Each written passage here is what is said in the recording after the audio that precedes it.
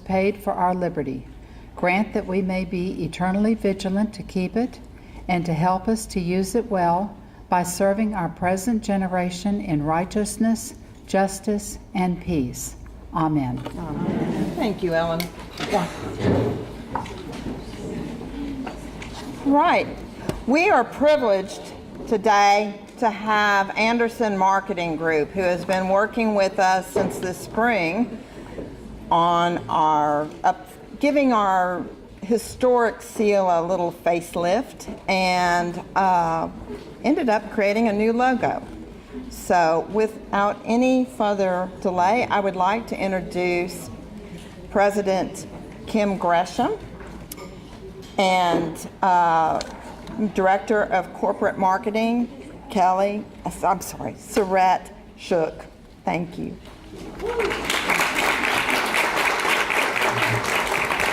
Thank you, Betsy, very much. There we go. Good morning, everyone.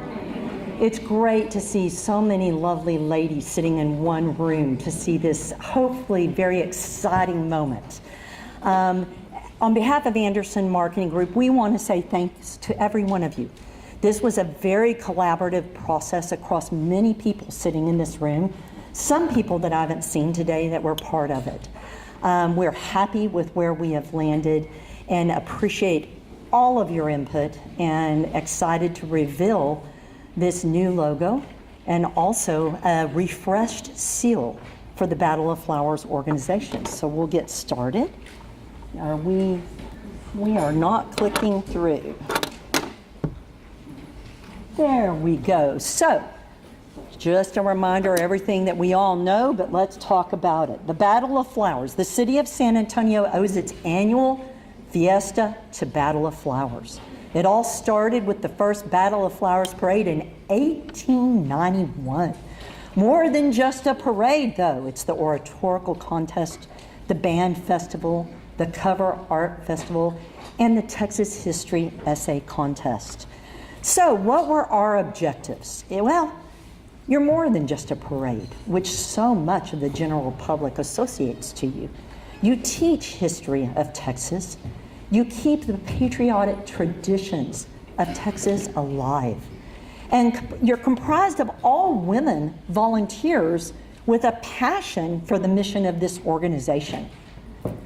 So I'm not going to read this entire quote, but I think it's really important that we go back to Mrs. William H. Spice Jr., who's a former president of Battle of Flowers, and remind ourselves of what's an undisputable fact. It's to be part of the responsibility of the youth of the community to help them live up to the heritage and to commemorate, as an example, our youth, this country's most valuable asset.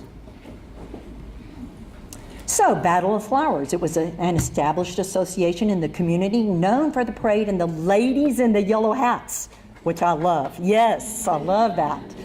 But what makes a strong brand identity? Well, a logo, a color palette, typography, imagery, a brand voice, the tone in which you speak about yourselves in the general public, and brand positioning.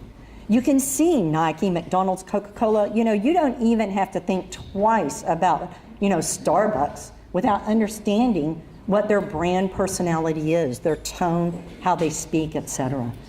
What's important, and one thing all of these organizations have done for their history, is consistency, consistency, consistency. Speaking with the same identity to your external audience with the same tone and passion. So let's talk about Battle of Flowers and where you've been. What has occurred is we have a legacy primary logo, which is the oldest logo dating back to 1921 at the top. Good intentioned people have needed to develop new logos at various times that were simply easier to produce than the legacy mark that's at the top. The end result was really a dilution of the brand with no real identity or consistency in external usage to the general market audience, not our own member audience. So while the member base may or may not be familiar with all of these, in fact, during the process, there were many people involved that were like, where did that come from? I've never seen that before. You know, imagine how the general public might perceive the association by a lack of the consistent branding. This is just some photography and examples of how these various images have been used over the years, these logos. So why a new logo? No consistency hinders a strong brand perception. The logo had degraded over the years, evolving from the leaves to kind of a rope appearance. The leaves were there in 1921, but it became kind of a rope on the outside. The legacy logo is problematic for reproduction. We mentioned that. And the legacy logo is outdated. So now we need to talk about a seal versus a logo. A seal is a coat of arms or an emblem used to authenticate documents, while the logo is a graphic design that acts as a visual representation of the organization and conveys its personality and tone. So here are some examples of seals versus logos. Texas hook 'em horns, how many do we have in here? I'm sure quite a few. All right, sorry any Aggies, we did not put you up there, but it's there. So you see the Texas A&M, the UT seal, and the Texas University of Texas logo, along with the Marines, the IRS, and our own Fiesta San Antonio has an official seal. So the official seal, to honor the original logo for Battle of Flowers Association, we are designating the legacy seal as the official Battle of Flowers seal, not a logo. This seal will be a very important element in your identity.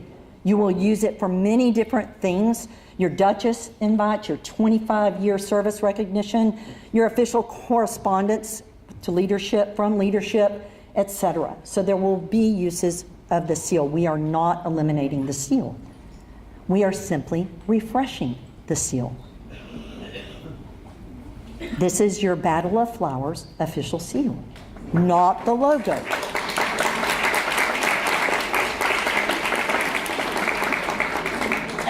So many of you might say, what did they change? So we put up the old seal, and as you can see, we've just given it a little facelift. I like that.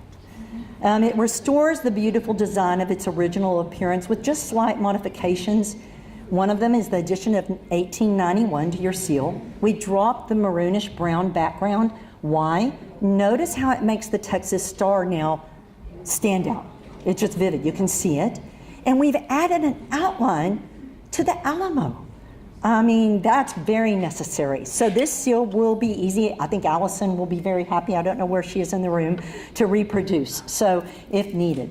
So the logo, what is a logo? A logo is a public-facing visual representation of your organization. Without further ado, this will be your new public-facing logo.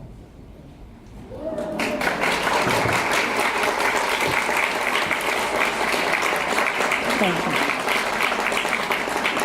I see many smiles in the audience. So as you're studying this new logo, the design we want to explain was very intentional, incorporating the circle.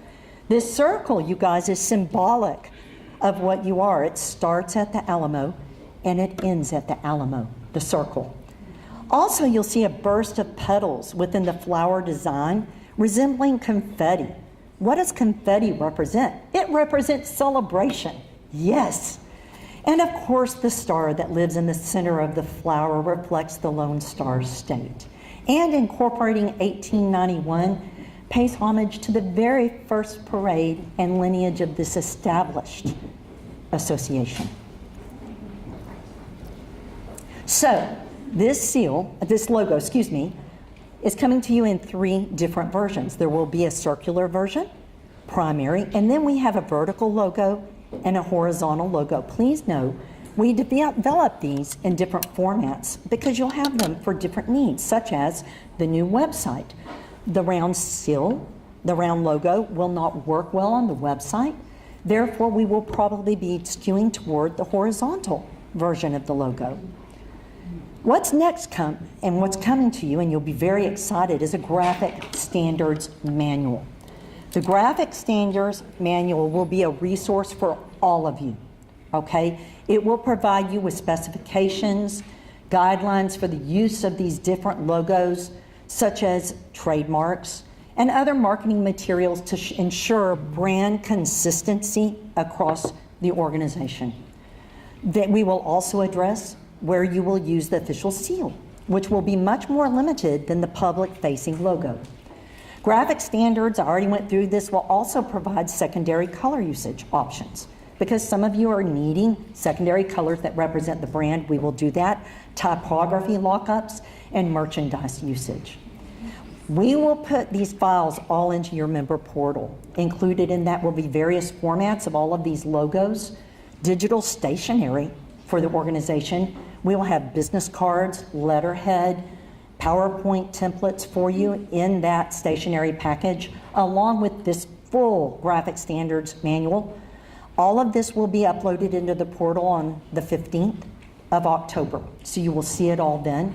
And we will do an e-blast template also. In fact, we're creating an e-blast for members that weren't able to attend the meeting here today so that they see and understand what we have done. That is the end of this presentation. I hope you are excited as we are. Thank you.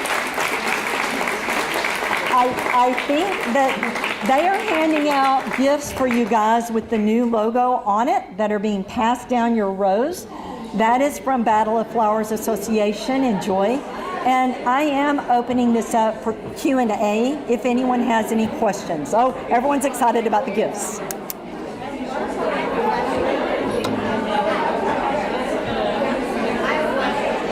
Hold on just a second. It's a lot of them. Kim Gresham, we have a question.